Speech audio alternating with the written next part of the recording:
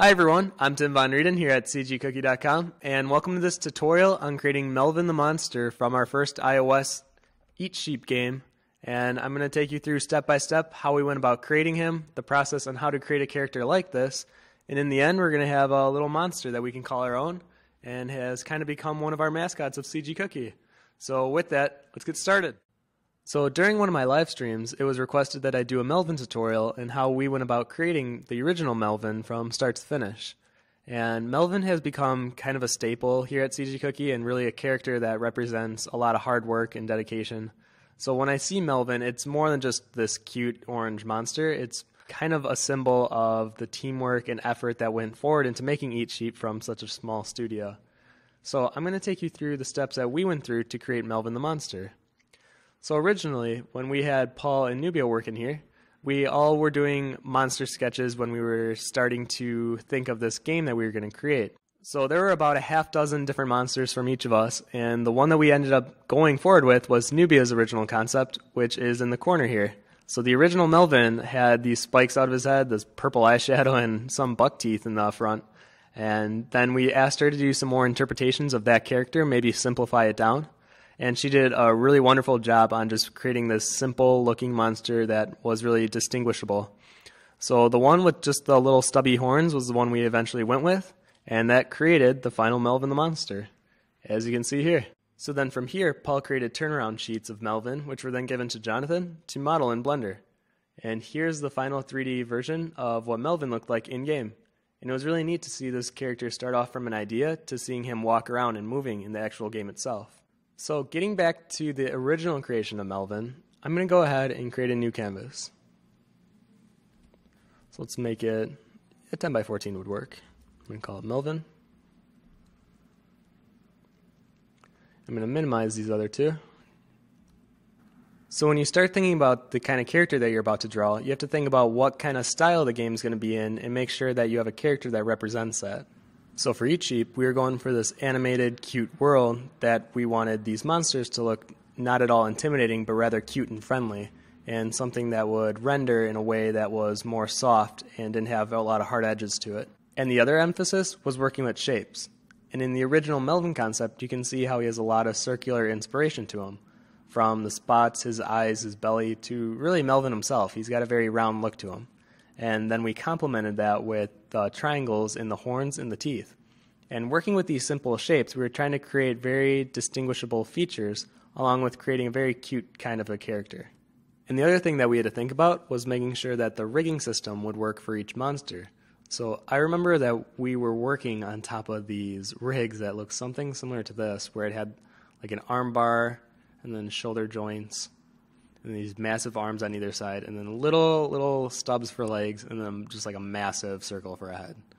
And pretty much we wanted to make sure that the mouth would be opening the same on each for the rigs, and that the arms would be able to adapt to any creature that we created. So enough of this, let's get started on creating our Melvin the Monster. So getting started, I'm going to make a new layer. And I'm just going to try to do basic shaping of Melvin first. I'm going to turn my shape dynamics on as well.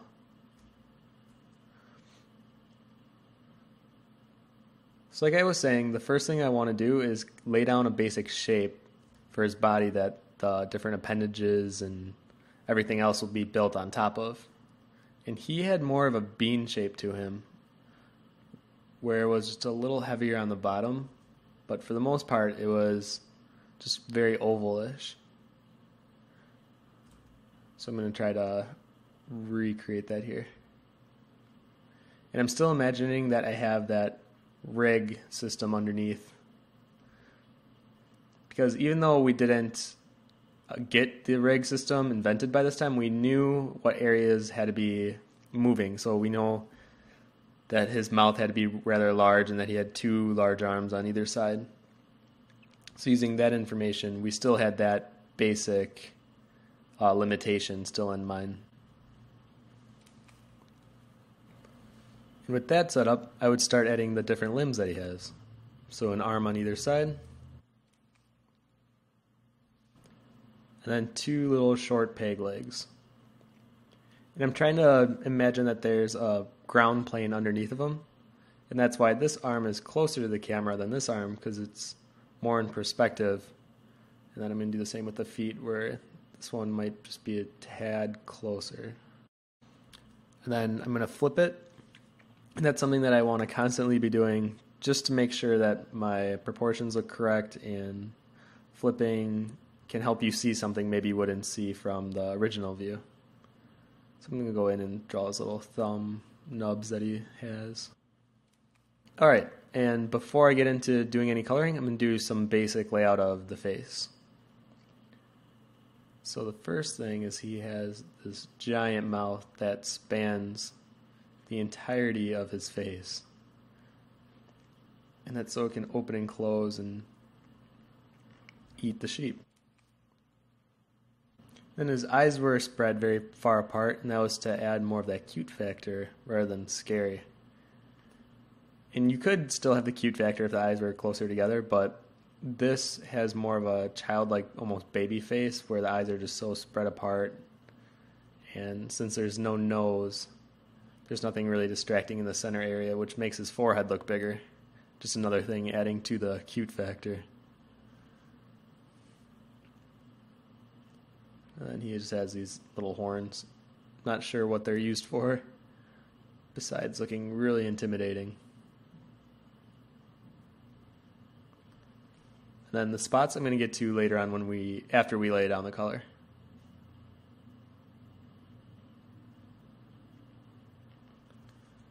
Check it from the other side. Alright, so this looks at the point where I'm going to start coloring it, and the first thing I'm going to do is I'm going to make a new layer underneath of the sketch layer, and that'll be my base color layer. So I'm going to go ahead and choose an orange that represents Melvin, somewhere along there, and I'm just going to go ahead and fill it in. And even though there's areas of Melvin that aren't necessarily this orange, like his belly for instance, I'm still going to use orange as my base color and then work up the different colors on top of it. So now at this point there's a few different ways I could go about approaching coloring him. And one way would be I could turn this line art layer, the opacity down, and then either make a new layer and refine the line art on top of it and then work from there. Or I could make a new layer on top of this line art layer and then just color right over the lines and then kind of make the line art as I go. And since I'm more comfortable with my shading rather than doing line art, when I'm not using my Cintiq that is, I'm going to go ahead and make a new layer and draw right on top of this. And you'll see how if you try both, one will probably be easier for you to do than the other. And it also depends on what subject matter you're creating. And since Melvin's such a simple character to color, it's very simple to just draw right over him and make the line art as we go. So for the line art of Melvin, if I bring back the original, you can see how it has this dark red-orangish kind of an outline rather than a black outline. And I'm going to do the same type of thing with this Melvin. So I'm going to go ahead and just put that red in the corner, all the different colors of Melvin. And this is where I was talking about where I'm going to create the line art as I go. So then in the end I should be able to pretty much draw right on, or take out that line art layer, because I should be creating all the line art as I go, so then I wouldn't need that sketch layer anymore.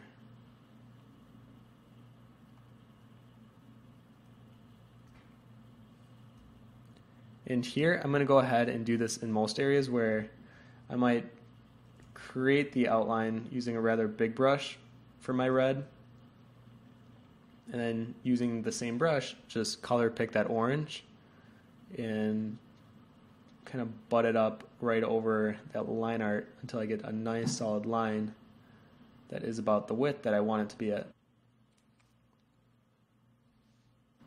This is also one of those points where I am constantly thinking about how messy it looks, and that I have to just calm my nerves and know that it will look better, and it's supposed to look messy at this point, because I'm going to be cleaning it up with the orange after. And if you're like me where you want to just make sure it looks clean almost the entire process of creating something, then you just gotta put your nerves aside for the moment and do your best to create this line art first and then worry about making it look nice.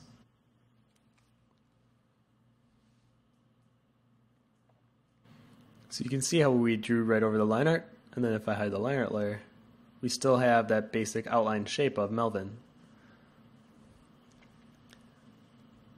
So now I'm going to go ahead and start filling in the other features of Melvin, and one of them is this dark red, which will be used for the horns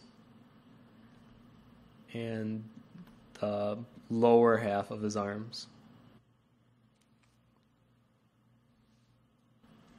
And I'm not going to draw in the dots that he has on him, the little spots that he has all over, until after I'm doing most of the shading on Melvin himself. But first I'm going to try to lay down all these base colors. Then he has this yellow color for his belly. That's just to break up having so much orange on the entire character. We needed a secondary color to complement it.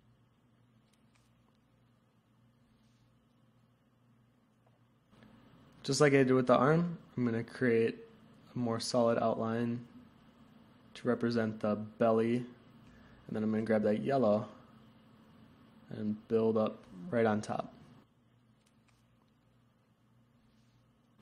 So for the facial feature, I'm going to make it on a new layer because if there's a chance I don't like the way the original face looks, then I can go ahead and just delete that layer. And for the eyes, what I'm going to do for now is I'm just going to create these solid black dots, and then I'm going to draw over them later on when I'm doing the highlights and stuff, and that will really round them out. But for now, we're just going to keep them this very matte black.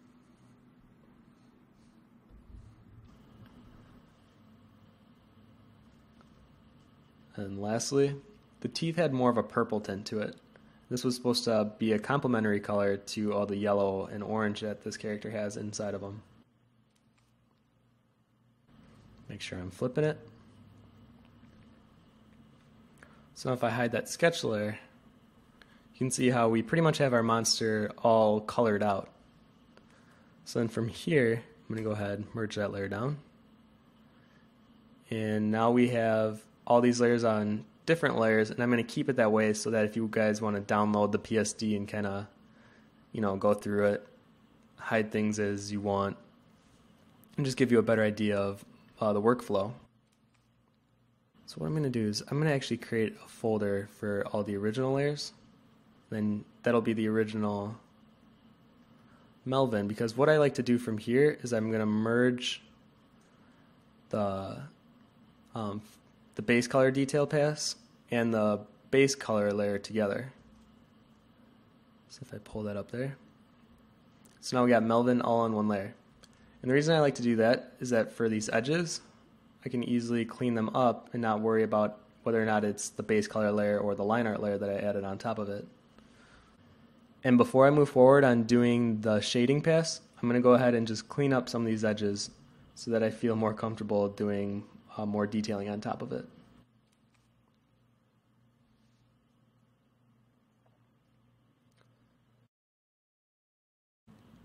Alright, so now if I toggle between the two, you can just see how it has a slightly cleaner outline to it and something easier for me to work on top of. So now I'm going to make a new layer and I'm going to start doing some shading. So what I'm going to do is I'm going to grab this yellow, and pretty much the reason I'm using this yellow is it's this orange color, and then I'm bending it toward my yellow to represent more of a warmth and a light to it. And then I'm going to do very much pillow shading, which is where you shade near the center and then pillow out until the edges. But I still want to give the lighting a sense of direction, so it's going to be slightly overhead and to our left just a little bit. So then it's coming from like this direction.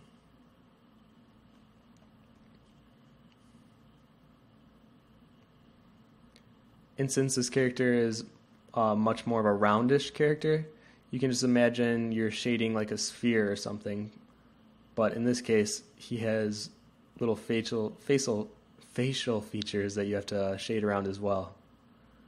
So in the eye, if it was pushed into this body, then some of that light would be hitting the bottom of where the skin or whatever this monster has would billow out just a tad. I'm going to do that for the side as well. But I don't want to do it too much, because that'll start to indicate how far the eyes are pushed into the head. So if I really pushed it in, then he would have like a dark shadow above him, and we don't want that. We want it to be where it's more toward the surface.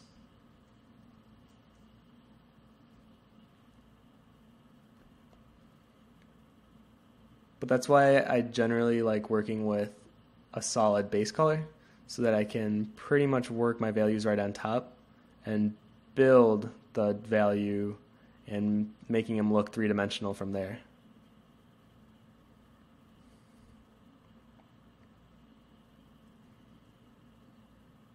And this arm comes too high on that side. It's a quick fix.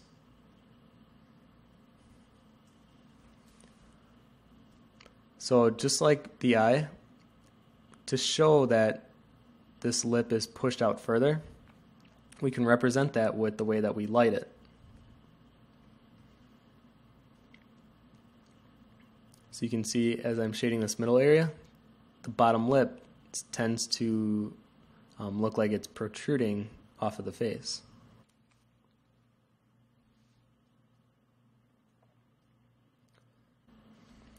And I'm pushing down very light, and the harder that I push down, the more that I'm going to have to blend it. So I'm trying to do a gradual shading rather than making it very harsh, because I'm not trying to show the skin to look like plastic, because if I did really harsh white, that makes the surface of him look highly reflective, and that's not the look we're going for. The light would be mostly absorbed by this kind of a skin texture.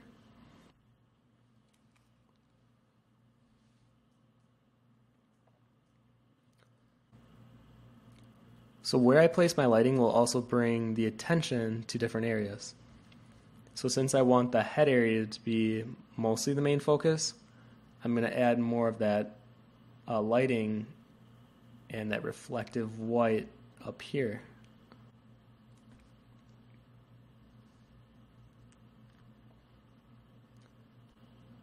And if you want, I'm going to throw these colors in the downloadable resources along with this PSD. And it's just something you can have for a color palette in case you want to create Melvin and save the colors from creating Melvin.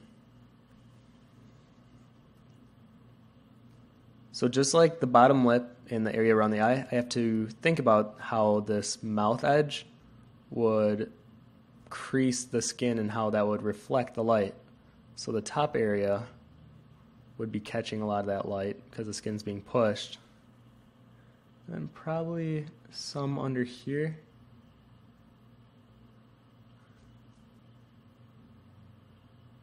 But really that cheek's going to be the lightest. So now if I toggle that layer on and off, you can really start to see Melvin come alive. And now we're going to do the same technique but for the belly. So I'm going to make a new layer. Grab that belly color.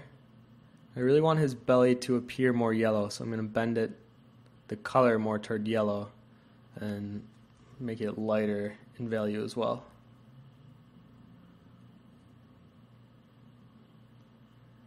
And the one thing I'm going to try to avoid is making it look too soft. So in the original Melvin concept, we liked the idea of letting your brush stroke be seen by the viewer. So you can see on this lower part of the belly where it's in shadow, you can really see the strokes.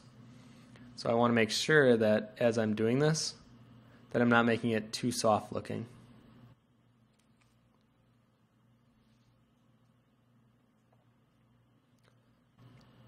And I'm not going to start to add in the shadows until later on. So this is just my base color.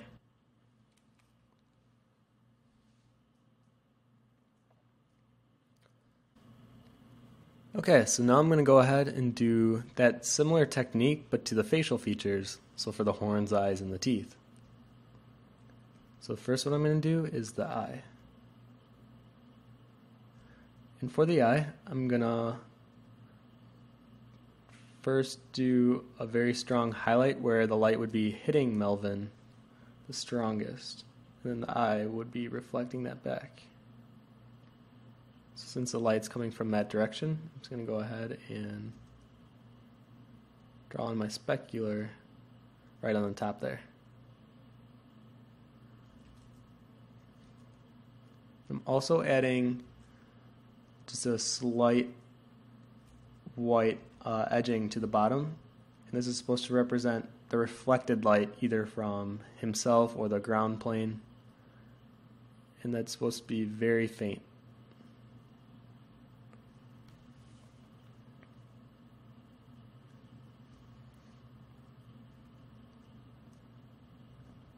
Now I'm going to do the same thing for the teeth. Make sure I have a nice solid base to work on top of first, and then make it very light in the value and less in saturation. And then build by lighting based on where that light's coming from.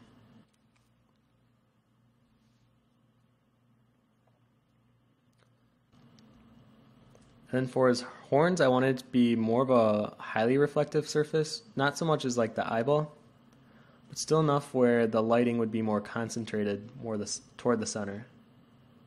So first I'm going to do this lighter orangish color to give me a foundation to lay almost this pure white right on top of.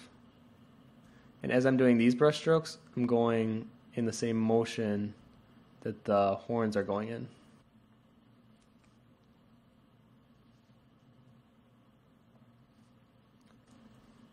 Alright, give it a flip, see what it looks like. Alright, now you can still see in some areas I need to do some cleanup, but I'm saving the final polish for after I have all my details kind of laid out in front of me. And the last thing I want to do is give these lower arm part of the arm some shading value to it, as well as add in those dots that Melvin has all over him.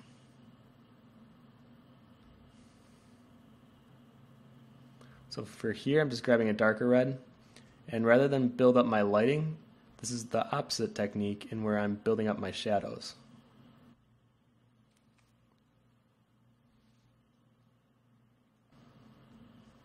And then from there I could go ahead and start blending it together.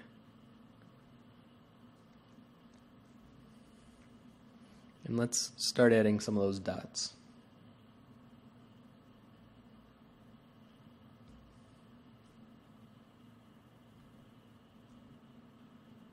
So the dots for Melvin was kind of an accident where we were laying them out, and then Newbie decided to lay on some dots, and we really liked the version with the spots rather than him looking just like a bald, clean monster.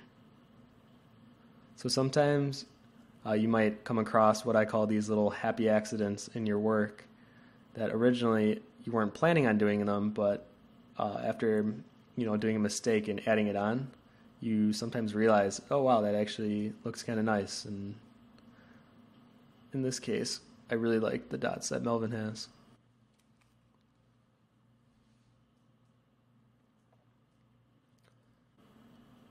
Now here's a good example of where I'm not worrying about if I go outside the line, because then I can just grab my eraser tool and just erase the extra that I don't want.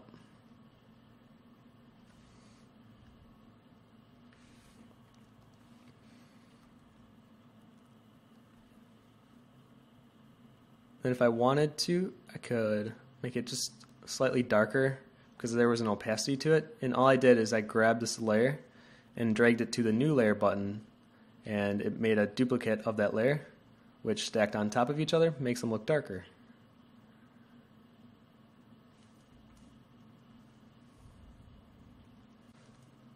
So now I've gotten to the point where I'm going to start doing my final polish. And this is where I'm going to go ahead and zoom in and start working up those finer details. And I try my best not to do that before this point, and this is the point that I should really be focusing on the detail. And up until this point, I just want to be working mainly to lay down a foundation for when I get to this point. And then this is the point where, I can really clean up those edges and maybe see something that I really wasn't seeing before when it was zoomed out. And in the same respect, I don't want to over detail something when I'm zoomed in, because sometimes those little details will get lost. And if this was more of a time sensitive project, I don't want to be wasting that time on details that won't even really appear to the viewer when you're zoomed out.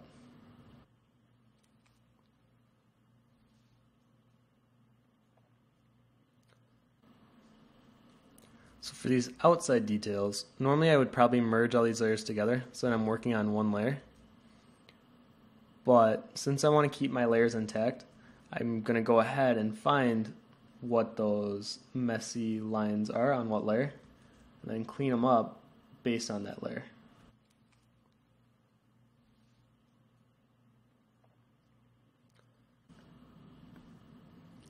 And since I feel like that outline gets a bit lost on the horn, because the horns are so much of that dark red that it almost blends in with the outline, I want them to stand out from the outline.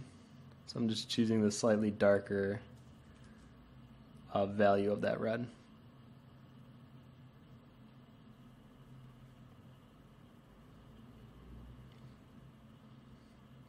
And to really show that the horns are inside of the head, that's when I'll look at the skin and adjust it so it looks like the horns are protruding from the head a bit more.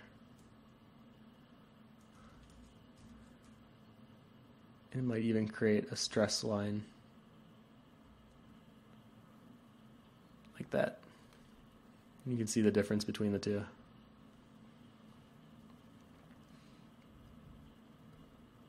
And for the inside of the dots, we just did very light brush strokes to make it look more painterly. And that's just something to make it look less flat, because the colors did look a bit flat before.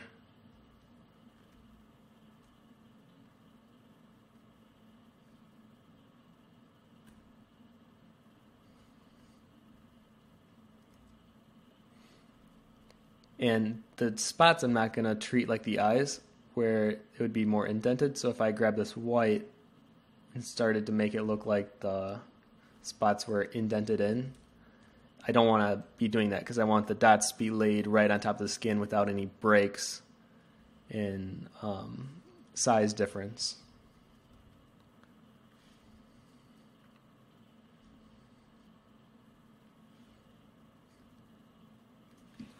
And this is where I'm going to start to draw some horizontal lines. Really let my brush stroke be seen. And this is where you're coming to a fine line of making it look painterly or sloppy.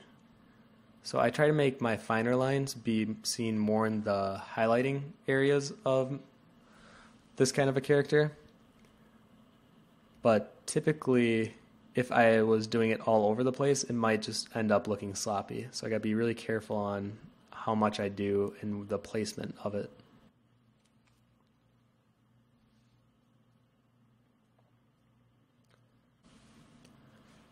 So now this mouth is all over the place. I'm definitely gonna want to do some cleanup around this area.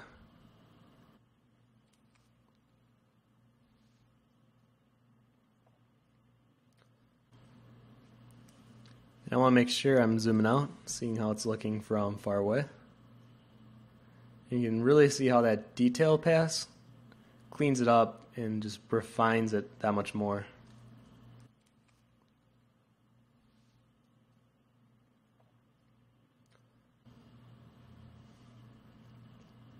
So now for this lower part of Melvin, I'm really going to make it appear as if there's a shadow underneath of that belly and underneath of his feet. So we already start seeing that shadow appear from this darker orange that I have on the legs, and that harsher shadow and light line create this illusion that the belly is creating that shadow. So I also want to make sure that this belly looks round enough where it would be casting that shadow. So I'm going to do this on a new layer. I'm just going to go ahead and cover that bottom section and then erase all that extra. Then from here I might try to do just a soft blending, still trying to give it that harder edge.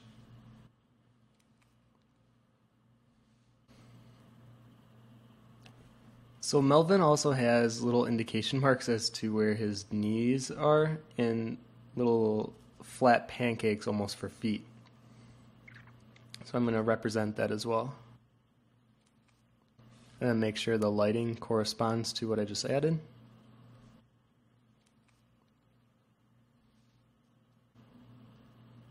So you can start to see how the cleanup and the final polish is what I like to spend most of my time on. And I think a lot of people get stuck on doing like the base coloring and not saving the detailing part for the very last. But you can see how if you save it to the last, then you can work on the finer details rather than the bigger details, and that can just suck up a lot of your time and effort.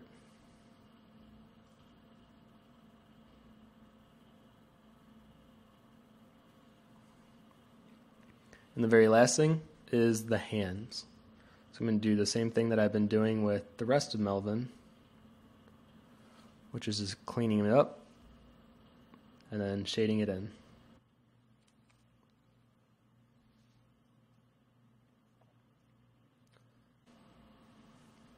then just like the spots on his head, I'm just going to do a quick paint over on these dots to make them look just slightly less flat.